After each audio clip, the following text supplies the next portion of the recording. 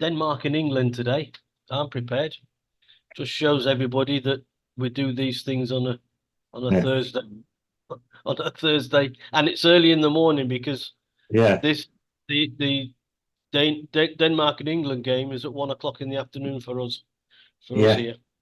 So But yeah, anyway, yeah. I will be putting my England shirt on later, showing my patriotism. It's just I like to yeah, be the man in black.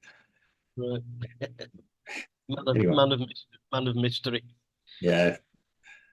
The Boeing 737 Mm, entered into service in 1968 mm, and up until now has had 529 accidents or incidents, resulting in 5,779 fatalities mm. and 234 hull losses. What's a hull loss? A hull loss is when, if you have a motor car, Mm. damage a motor car and it's too expensive to repair it in the value of the Yeah, car, then yeah, it's a it's a write-off. yeah, A yeah, hull loss. That's what they call it on the aeroplanes yeah. apparently. Um, Boeing has not had it easy this last few years. Just this year, Mm. just this on January the 5th, uh, we had that rear door plug problem where the Mm. door flew off Yeah, in mid-flight. And the FAA said that in this incident should never have happened, and it cannot happen again. Famous last words, yes, right? yeah. So on January the 8th, uh, after inspections, Alaskan Airlines and American Airlines found more loose parts.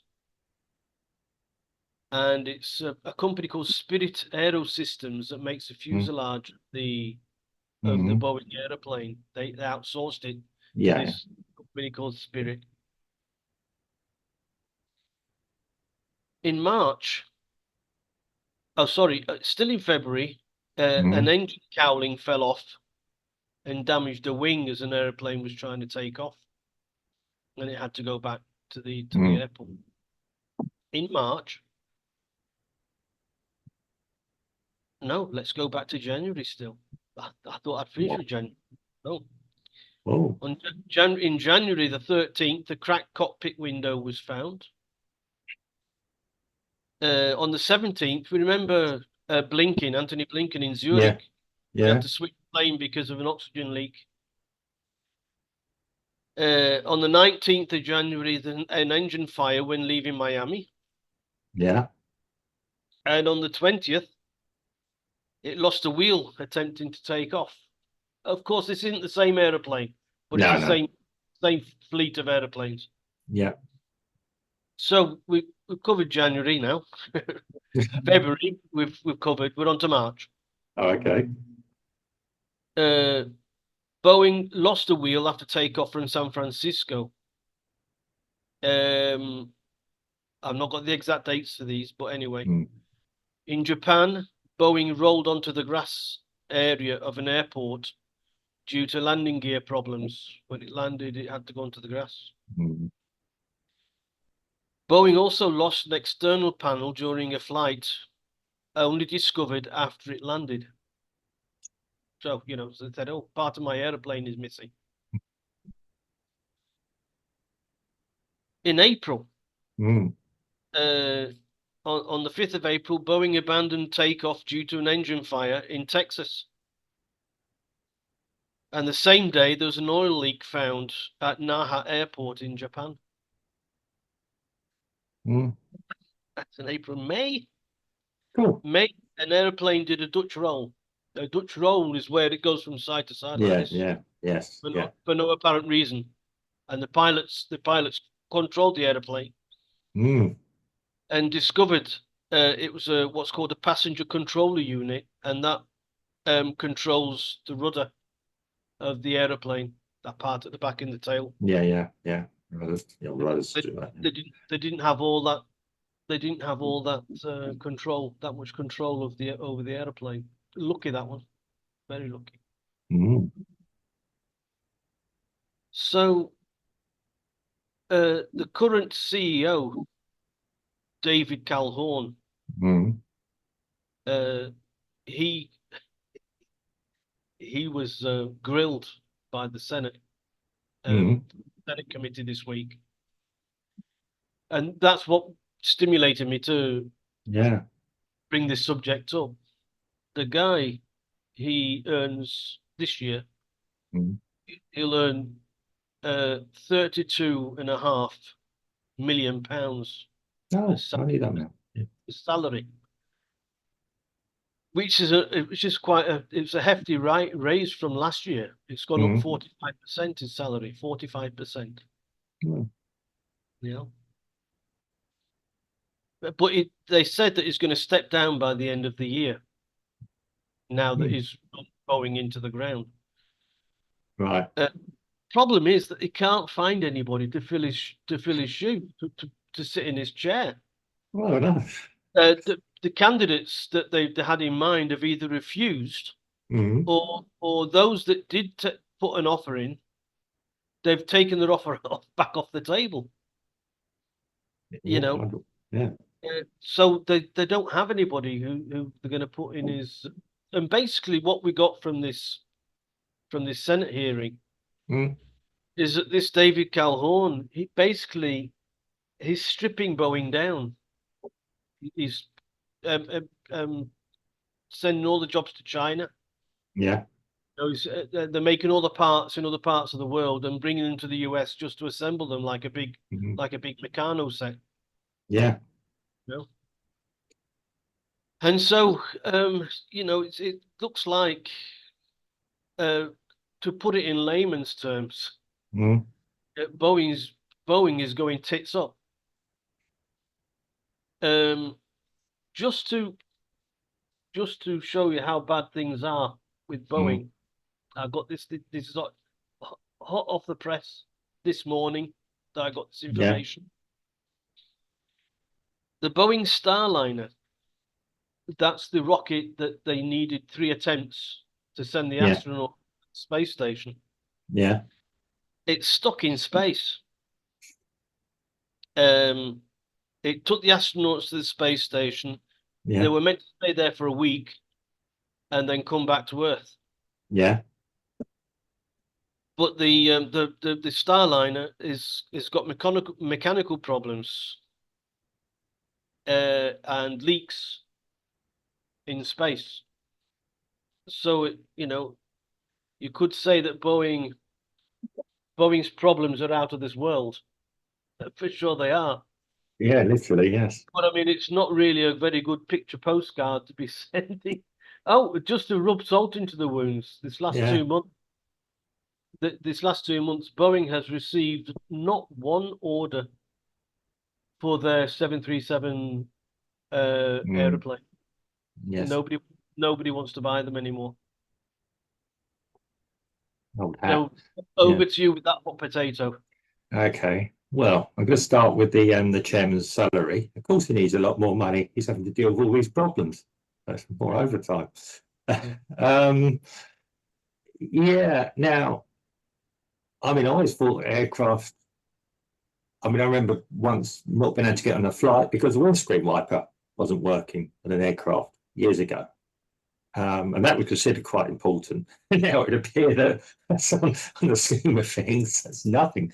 Now, I also understood that aircraft had what we know as triple redundancy, because I've been involved, not involved with the aircraft industry, involved with things that have been developed with the aircraft industry in the background somewhere, and it's always triple redundancy, which means three systems all replicated, all having to agree. So I don't quite understand this rudder problem. But on the other hand, I'm not an aircraft aviation engineer. Maybe somebody else could enlighten us on that one. It might have been that the other two systems, that's how they managed to control the aeroplane. Well, that's it. They'd have stepped in. It normally happens a triple redundancy. All three systems have to agree. If one system doesn't agree, they find out why, or it gets flying, quite literally, blow refuse or something like this, blow taken out. Yeah. Which means you've still got two systems that do have to agree. Okay. It depends on the severity. And then obviously the final system is is the pilots themselves doing it. But it's all fly by wire. You've got to remember these things are all fly by what we call fly by wire almost. Yeah. You can't just, they're not mechanical at all. So if you lose your systems, you're pretty much scuppered. There's probably other procedures they can do. I don't know. Yeah, I mean, I imagine you've only got one hydraulic system. It'd be very difficult to have more than one. It's any system, because the more you put on, the more weight you're putting on as well onto aircraft as well. Yeah, I mean, outsourcing is always a problem when you're not making things in house. You have to have very, very stringent quality checks and surveillance. I mean, I've taught and worked with quality people who are always visiting where the equipment is being made, the suppliers' factories, just to check. Remember doing an the audit. Yeah. yeah. Remember the whistleblowers from Boeing? Yeah. A couple of them had died recently. It's unfortunate. You know that, yeah. We Yeah, mentioned yeah. that the I other remember week that. or Yeah. month. Well, they said, the quality control, they were trying to cut corners to reduce the costs. Well, okay, it's a dying company. It's a company that's doing its best to be how could I put it? Efficient, economically efficient at the expense of anything else. I mean, yeah, sometimes companies will look at it.